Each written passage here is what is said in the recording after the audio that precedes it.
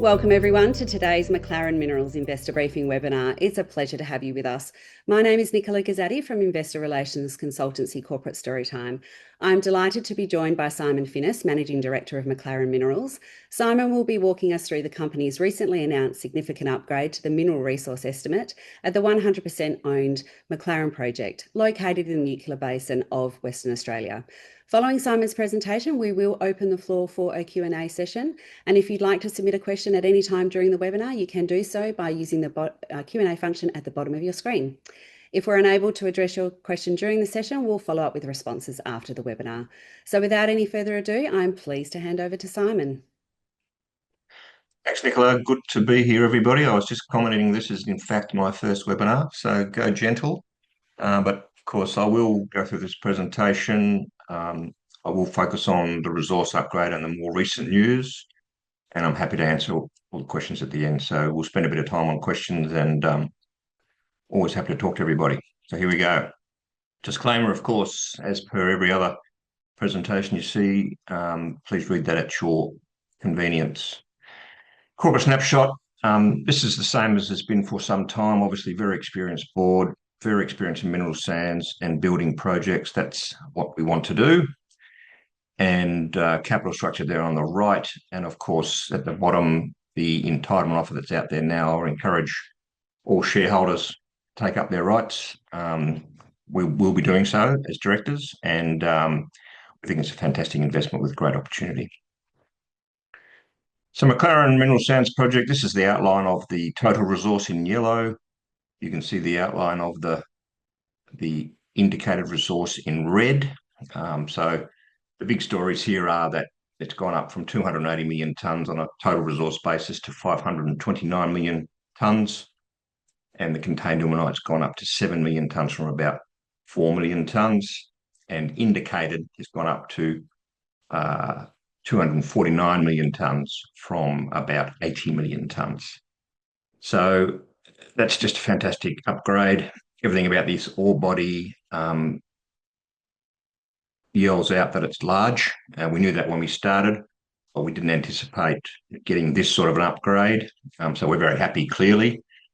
But the reasons that attracted us to this project, size, the scale, the location, they're all the same. And all this does is really change the focus of us into a much more focus on bulk mining. So we'll be looking at parameters around the BFS as opposed to what we're doing in the PFS. And we'll make some decisions around what we need to do. Important to note here that there is a bit of a buffer zone. We've allowed a buffer zone around the highway. So that's 250 metres each side of the centre line of the highway. So that does actually remove some tonnes out of the resource, but given we've got 500, we didn't think that was too big of an issue. 350 kilometres by road from the Port of Esperance. Great location, Western Australia, easy as you can get in Australia from the point of view of a mining project. Here's the new resource. So in detail, this was lodged today, so I won't read all the numbers out. You can go and have a look. The charts show you what we believe is important with regards to the growth.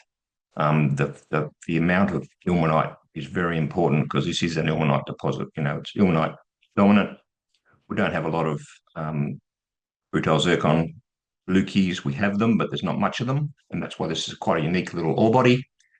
And we don't really have any rare earths, so it's an interesting ore body, and it's quite different, but serious now in that we're in that sort of 500 million range, and certainly we don't think that's the end of it. This is what we're thinking about with regards to upside. We didn't do much drilling to the south this time, but we certainly hit some high grades there. We hit lots of high grade in the north, and all of that drilling in the north really has turned into indicated resource. And you can see on the other side of the highway, there's heaps of potential as well for expansion. So this high grade was a bit of a revelation. We didn't sort of anticipate that.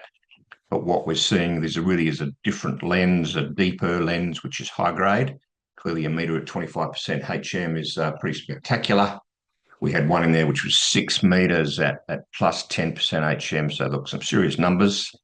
And what we're thinking is that a lot of the early drilling didn't actually get to that depth. So we'll test that theory next time we throw a drill bit at this thing, and we'll see how much more we can add in from a high grade perspective, because that's clearly any sort of grade increases benefit to the project, no doubt at all. And grade is king in lots of things. This is traditionally, or this is now, really quite a high grade ore body in the titanium world. And this is the other exciting thing that we sort of worked out geologically, and can't take any credit for this clearly, but our geologist Adam has done lots of mapping and lots of interpretation around this ore body and this new potential shoreline, and it's pointed to us not just by drilling, although there is some historical drilling that's supporting this interpretation, all handheld auger stuff. So we limit to about 6 meters deep. But you can see the high grade we saw right in the very far east in that northern portion of the indicated resource, and that is probably into that new shoreline. But it's also backed up by the RL. What we're seeing is that the topography of the lens we're mining at, or sorry, that we've drilled out at McLaren, sits all above 220 RL, and that new potential shoreline is also above 220 RL. So what we're anticipating is that the deposition has occurred above that level, and so we can track this by topography and by the drill hole or the drilling results. And clearly, we need to get some more holes into that just to see what it is, whether it's we know it's mineralized, but whether it's high enough grade. What the mineralogy looks like could be quite different from what we're seeing at McLaren, the main ore body. So look, it's very exciting, and the scale clearly helps if we can prove that that's actually another mineralized area. This is just my little scorecard that I like to do on mineral sands projects that I look at, and I get to see plenty of them. And if we get more ticks than no ticks, then we're happy to proceed. Obviously, some of those circle ticks are really relevant. Obviously, WA, there's just no better place to go mining if you're in Australia. Anyone who says any different, send them to me, give them my number. The size of the resource, clearly important and getting bigger. Virtually no overburden here, so that's an operating cost you don't have to deal with. Thick deposit, no rocks, ease of separation, mineral sweet and slimes content. We don't get a tick. We are relatively high in slimes, but we do know how to manage that based on the test work that's been carried out on this ore body. And this is an ilmenite deposit. You'd love to have some high grade minerals in there, but this is an ilmenite project, so we'll treat it accordingly. We'll mine it in bulk, keep it all simple, and get into it. Logistics, very, very important for mineral sands. Road for us is very straightforward. This ore body is on the highway. As I said, 350 k's to Esperance, and then you know, deep water port at Esperance with plenty of capacity. So it's as far as logistics goes, this is pretty much as good as it gets. All those ore bodies that were mined on the coast are actually gone, so we're now looking for other ones. And if you can get a very good logistics solution, you're halfway there. Final products, we know we've got a product that's saleable. Location we've spoken about, but it is quite simple. Remoteness is funny. You know, you want to be a little bit remote because mining, not everyone loves mining, and you don't want to be in anyone's way, and you don't want to be sort of infringing on any other high value industry. But it can't be too remote, otherwise you can't get it anywhere for the right money. We found water. We're not thinking there'll be any objectors. We've got a very good relationship with the traditional owners. Energy will package and bring in like many other mining projects. And of course, what we like about this project, its simplicity means we believe it'll deliver a modest capital cost and modest operating cost, and that will deliver fantastic financial outcomes. So the pre-fees in this slide hasn't changed apart from those ticks since we started presenting this project to the community. We designed the drilling to prove up an indicated resource of around 200 million tonnes, which would support 10 million tonne a year ore body for 20 years, which is very nice, simple maths for Simon. We've obviously exceeded that with 250 million tonnes in the indicated category. This will be a simple dozer and trap mining method. That's a dozer trap on the right-hand side. You basically push the sand into the hopper, take off the oversize via a trommel, then you slurry up the sand and pump it to your plant. medium size, about 10 million tonnes spiral. We'll probably mine a bit more than that, but once you pull out the slimes, of course, you're left with the sand. And from that, we produce around about 400,000 tonnes of ilmenite in concentrate. That goes straight into a truck, straight to Esperance, straight overseas to customers. And we're focusing clearly on delivering a lower cost capital design because we want to fast track this project. The key focus areas, we've got ticks everywhere. Test work and slimes, very, very successful. That was a risk that we've now removed. Engineering looks really good. Robust engineering, traditional separation technology for mineral sands. We found some saline water, which is fine for processing or separation in mineral sands projects. Infrastructure, quite straightforward. Obviously, a remote camp. There's a comm tower within 5 k's. We've got the highway running past the front door. And we've had some high-level discussions with off-takers, and look, there's some interest out there in the market, which is great. So the PFS, this is only a couple of weeks from completion. I know it's probably taken longer than everyone expected, including me, but we have done it properly. We've done that slimes test work. That's all shown that we can do everything we want to do with the slimes. We can remove it at the front, and then we can mix it in with the tails at the back end and return it to the void. And they're the two very important steps we need to be able to achieve. You can't leave slimes coating the grains because the grains then won't behave. They need to be separated. So removing the slimes at the front is just critical.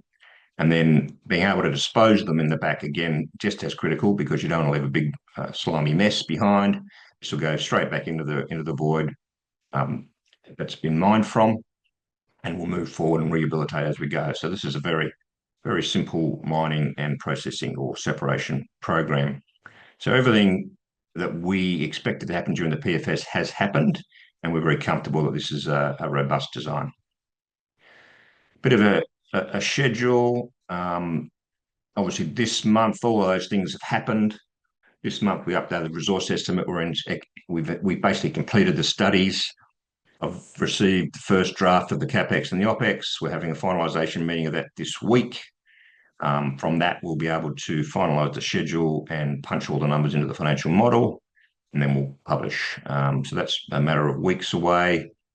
We're obviously announced our capital raising. That really is to fund a bankable feasibility study. So we probably jumped the gun raising that money, but it's a very comfortable place to be when you're sitting on a project you know is going to work.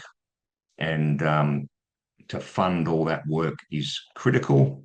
And we certainly believe now that we've got this fully underwritten $3.6 million rights issue.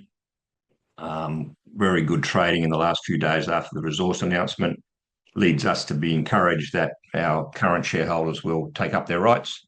And obviously, we encourage people to do that. And that will just fully fund this program, and away we go. So, look, critically important that we manage to raise that money. And for the next for the next however long you like to think, probably at least 12, 18 months, we don't need to raise any money. So this is fantastic. Great outcome, and very, very thankful to Lewin Wealth and the rest of that team, Cumulus Wealth, for underwriting that raise. So a little bit about the market, and I won't go into this too much detail, but ilmenite really is for the pigment industry. So it's a titanium dioxide product, and that goes into making pigment. Pigment is just the whitest of white things you can imagine.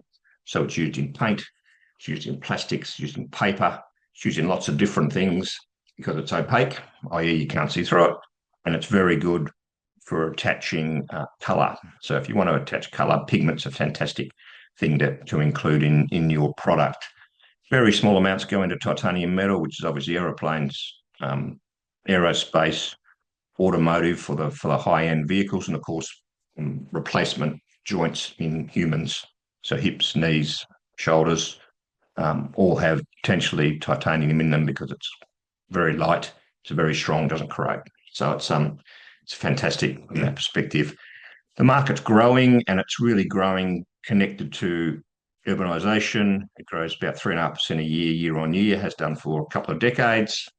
We're expected to be a $15 billion market by 2030.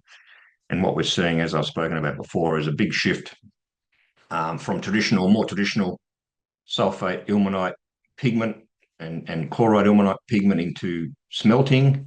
And we're seeing that on the back of cheap energy costs or countries that have cost advantage from energy, Middle East, for instance, China, and they are moving into the smelting business. And the key feedstock for smelting of ilmenite is sulfate ilmenite because it's high in titanium dioxide and it's high in high in iron.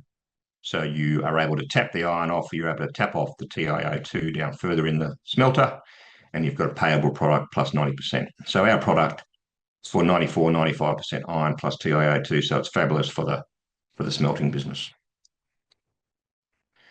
This slide's getting a bit old. We'll update this probably in the next couple of weeks, but this just shows the growth of the pigment business and the TiO2 business in China. And on the right-hand side there just shows the growth in pricing. And I've said this a number of times in my presentations, but when I was running Grand Coat in Africa in the early 2000 teens, 2012, 2015, we were selling our sulfate ilmenite for anywhere between $80 to $100 US a ton. Now we're in that 300 to 350 US dollars a ton. So once you start to translate it into Aussie dollars, of course, this turns into quite a nice product from an export point of view. So very comfortable with the pricing and comfortable with where the operating costs will land. And that will get us into business in this project as fast as possible. A bit of a spruik slide. Obviously, we've got a strategic market positions. Ilmenite, this is TiO2 business. High quality resource, getting better as we drill more holes into it, getting better as we understand it better. This lends to low cost mining via a dozer trap, push it in a dozer as simple as you can get it. Separation, not processing, we must remember that. So it is a very straightforward process. PFS, pretty much ready to go. We will do a BFS in this project. We're very comfortable this will prove to be a viable project. It has much more growth potential than we've probably already seen. I think we drilled 190 holes last time. Cheapest bit of drilling you've ever seen in the mining industry, probably for many, many years. We've put another 200 million tonnes on the resource. And of course, experienced team. We've been around a long time. This is what we like to do. We build projects and we want to build this one. And we just added a slide. It sort of gives a bit of a comparison on an EV or a resource for EV basis.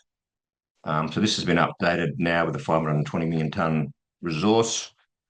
And you can see you've got about 1.2 cents for that resource compared to Astron's about 20 cents, 3.5 cents for EVS, VHM sitting about 14 cents and Image around 1.5 cents. So you can see the value that has not yet been attributed to our project that we would like to think will be attributed at some stage in the near future. So from our perspective, great opportunity.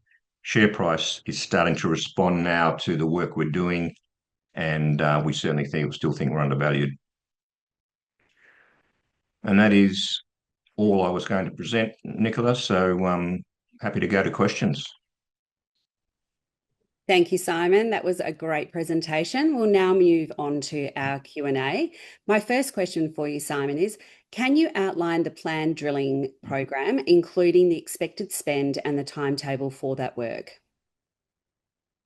I can't give you all of that detail, but we will be drilling this early next year. And that's because I've learnt my lesson around leaving the drilling to later in the program.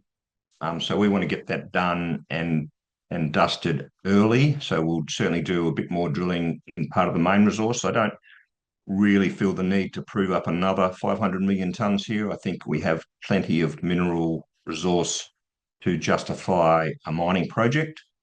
But I certainly want to test some of those theories. I certainly want to throw some deeper holes into the main area of the ore body to see whether we can get a few more numbers around that high-grade lens. And I certainly want to test that theory on the new shoreline.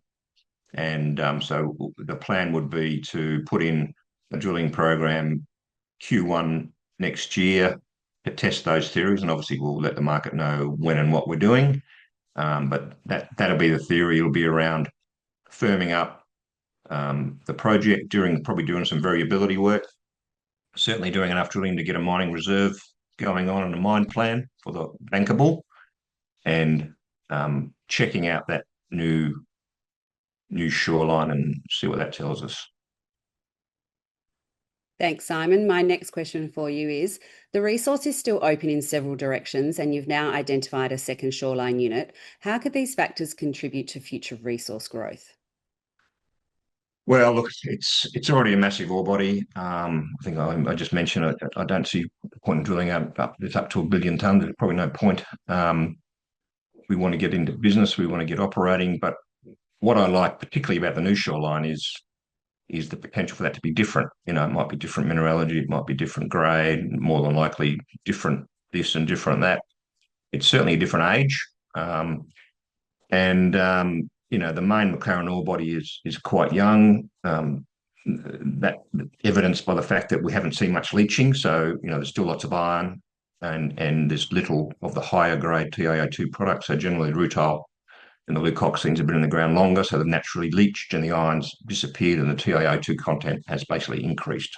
So we're excited to see what that looks like. As I said, it could be different. It certainly will add more tons, which we probably don't need, but that really is great because it gives you more flexibility, not just in the tonnage you start at, but it gives you more flexibility in the tonnage you might want to grow to, and it gives you flexibility around scale and other customers. So from our perspective, plenty of upside. McLaren is one of the largest undeveloped titanium-rich mineral sands deposits globally. What makes it different from other titanium projects, and why do you think the market still undervalues it? And what steps do you see helping close this valuation gap? Yeah, sure. Well, I do think that mineral sands is not well understood. I certainly don't think people understand the market and the nuance in the market, which is what I'm trying to explain when we're talking about smelting, when we're talking about chloride ilmenite, we're talking about sulfate ilmenite. You know, they're all quite different and they all have quite different homes. But they all end up as pigment in the end. The difference with this ore body than others is it is very dominant in sulfate ilmenite, and it does not have many of those other impurities that we see in other ore bodies. You know, you'd love to have probably some rare earths. You'd probably love to have some rutile and zircon, but we don't. And that's quite unique. And what that leads to is a very simple separation plant, because you really don't have to deal with one product. And it's very straightforward because it's high in iron, because it's high in TiO2. Separation is very, very simple. So that's, I think, what people don't understand. I certainly think that when we produce the PFS, people will start to understand the numbers. And no matter whether people understand what makes mineral sands tick, no matter whether people understand how straightforward this project is, people will understand the dollars and cents. And we'll obviously make that very clear when we announce PFS results, what the financial outcomes of this development will be. So I think that's answered the question. I think the next step is the PFS, and then from our perspective, getting the approvals done, doing all the environmental work we do, finalising, doing a bit more detailed design on the engineering, ticking a few more boxes around logistics and everything else, and making sure that we can build this project in a good time period for the right price. Thanks, Simon. This is my final question for you today. Can you provide some information on competitor analysis so existing and prospective McLaren shareholders can see how McLaren compares to more advanced projects companies? Yeah, look, we did develop that slide that we just put in the presentation. That gives the aspect on resource size. And clearly that's something that's important. There's lots of, and all these ore bodies are different. So people are starting to understand that they're all different. This is the same, you know. But the benefit of this project is that it is straightforward. It is in Western Australia. It's on a highway. All the infrastructure is either in place or very simple to put in place. They've got a team of people involved that have done this before and want to do it again, which is pretty important. And we've just raised enough money to really do a proper job on this bankable feasibility study and show to the world that this project should be developed. So it's probably a long way, and I've gone a wrong way around answering that question, but we just like the project. We want to build it, and that's our goal. Thank you, Simon. That does bring us to the end of the Q&A session. And as always, if you have further questions, please feel free to email us at info@corporatestorytime.com. Simon, before we close, do you have any final comments you'd like to share? Oh, look, not really. I obviously enjoy this business. I enjoy explaining it. I'm happy to take emails and answer questions offline. So send me an email if you've got any other questions you want answered. But I guess just to reiterate for those shareholders who are listening, we would encourage you to take up your rights. We're getting into this business at a low price, and it's a great opportunity. Thank you, Simon. We do appreciate your comprehensive update today. This does conclude our webinar, and a recording will be made shortly available through McLaren and Corporate Storytime social media channels. On behalf of the McLaren Minerals team and Corporate Storytime, thank you all for joining us, and we look forward to welcoming you to our next investor briefing. Enjoy the day, everyone. Thanks, Simon. Thanks, everyone.